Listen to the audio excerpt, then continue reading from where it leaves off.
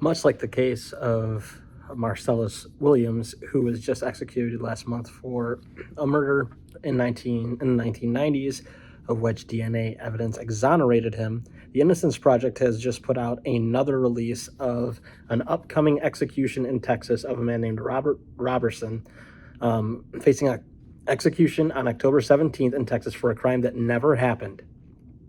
Texas set Roberson's execution for October 17th, despite new evidence that he is an innocent man wrongly convicted under the now debunked shaken baby syndrome hypothesis.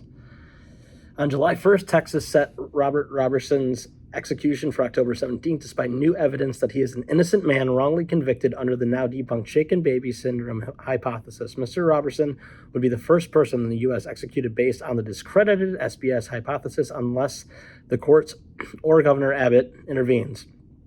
His case is riddled and with unscientific evidence, inaccurate and misleading medical testimony, and prejudicial treatment.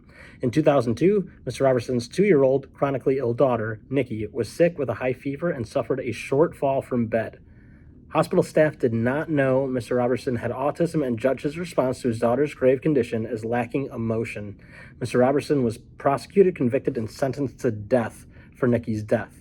The overwhelming medical and scientific evidence now shows that Nikki died of accidental and natural causes. Mr. Roberson's innocence case is attracting growing and widespread support from eminent scientists, doctors, faith leaders, innocence groups, former federal judges, best-selling novelist John Grisham, and the lead detective who testified for the prosecution, who now believes he contributed to an innocent person being sent to death row. The Innocence Project joined Mr. Roberson's legal team because of the risk that an innocent man could be executed for a crime that never happened. The New York Times also posted a video from their opinion column talking about how Mr. Roberson didn't kill his child, but he's about to be executed anyway. So let's take a little look at this video here. This is death row, and this man doesn't have long to live. I haven't seen him in more than 20 years. Good morning, Robert. Good morning to you, Brian. Brian or Mr. Wharton? Brian's fine. Oh, okay. I am, let me just say, I am so sorry that you're here. And so sorry that you're still here. Yes, sir. It's our failure. Yes, sir. It truly is. But he's never been far from my mind. Why? Because I helped put him here, and he didn't deserve it. In 2002, I was the chief detective in the police department in Palestine, Texas. A 2-year-old girl was fighting for her life. Her name was Nikki. She had been brought to the hospital by her father, Robert Roberson. Roberson told staff they were sleeping in their Palestine home when he woke up and saw Nikki unresponsive, having fallen off the bed. When I got to the hospital, Robert wasn't showing any emotion. His daughter is dying, but he doesn't seem to care. The medical staff were talking to me about shaken baby syndrome. That's when an infant is killed or injured after being violently shaken. Nikki would die the following day. If she died of shaken baby syndrome, then there was only one person who could be responsible. So we arrested Robert. He was tried, convicted of murder, and sent to death row. That was 2 decades ago. Since then, I have left police work and entered the ministry, but I've never been able to forget Robert Roberson. This case has been a burden on my heart and my spirit. Let me just say that you have never been far from me, and I'm convinced we did the wrong thing. So again, this is one of the lead detectives of the case that was brought against Robert Roberson for the murder of his 2-year-old daughter at the time, Nikki. And he's stating now that after being out of the police force, being in the ministry, which there's a whole thing we could talk about with that, and why your mentality might change once you get out of the police force, he realizes that this was clearly injustice, and this guy should not be in prison. And Again, this is someone that was paramount in the initial case of convicting Roberson and putting him now on death row, being sentenced to death and being set to be executed on October 17th. Okay, let's keep going. I think if it would have been properly investigated more, we wouldn't be here sitting here now, probably, you know. Yeah. But No other possibilities for her injury were considered.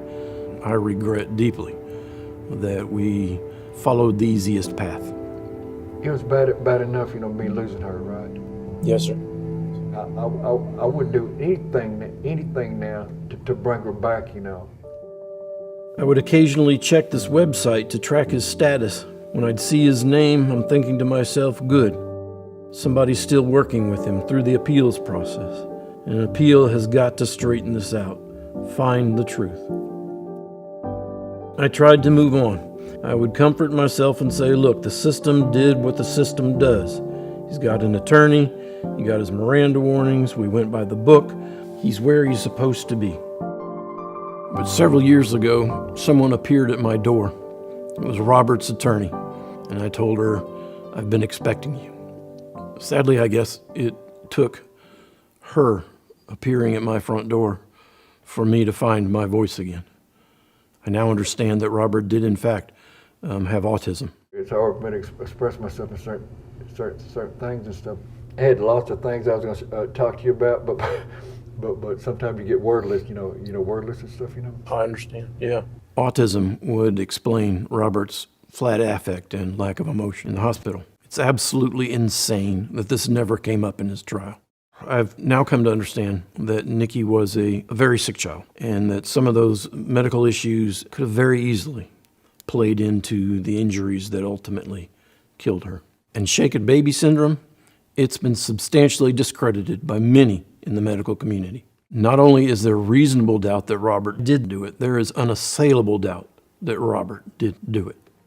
So again, one quote that he had in here is that we wish we didn't go the easiest path forward. And I think that's a huge instance, or a majority of these instances that the Innocence Project has to cover, or these wrongful death sentences that get carried out with an execution. So whenever it turns out that the person didn't commit the crime, it's just that the cops found somebody, the ADA decides it's them, and they decide to close a case. It's not about making sure you're not putting an innocent person behind bars, let alone in a lethal injection chair or whatever draconian way people are executing someone on a state-by-state basis. So again, I'll show here, there are a bunch of links from the Innocence Project on their website. I will put some of those up here as screen grabs, as well as if you're watching this on YouTube, I will put the links below. But make sure to call Governor Abbott. The number to call on Governor Abbott to stop his execution is 361-264-9653. Make sure to call this number, or you can go to the links from the Innocence Project on this case and tweet out, send emails, sign petitions, etc. This is clearly a case of people misunderstanding someone's diagnosis of autism and their possible reactions to trauma, or in this case, his chronically ill daughter dying, and taking that as evidence that this man deserves the death penalty and should be tried for murder in a supposed shaken baby syndrome case that has been debunked. So we have just 15 days until this man is set to be put to death for a crime that never happened. Make your voices heard, follow the Innocence Project, and let's make sure that another person within a month's time is not executed for something that they did not do.